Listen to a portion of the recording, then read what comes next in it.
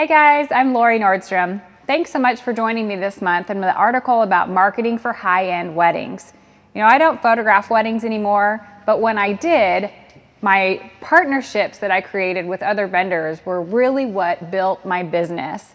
And you know, I want to also give you a message about pricing. And we didn't talk about pricing in the article, so I want to talk about that now.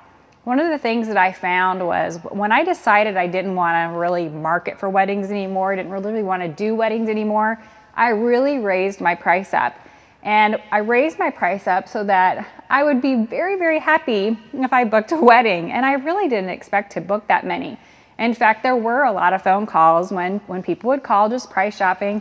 They would ask, what do your wedding packages start at? I would tell them and they would hang up. And that was okay. But guess what? I still did book weddings. And one of the things that I found was the more I charged, the higher I set myself as a wedding photographer, the more people believed that I was the best out there.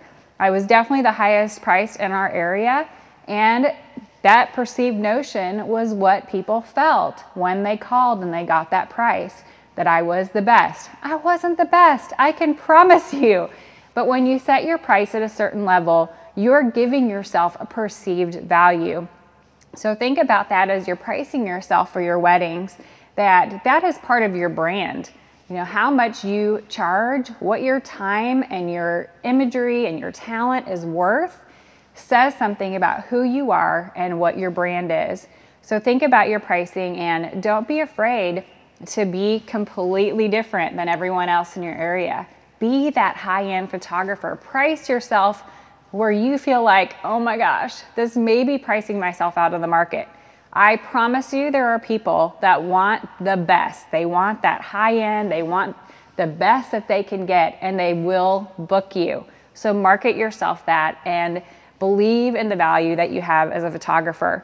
I had to literally decide I am not doing weddings anymore to stop doing weddings. So I believe in this, and remember that partnership marketing is going to bring you those high-end clients. You need to get in front of them, and hopefully you've gotten some tips there in my article to really make those partnerships strong and valuable for your company.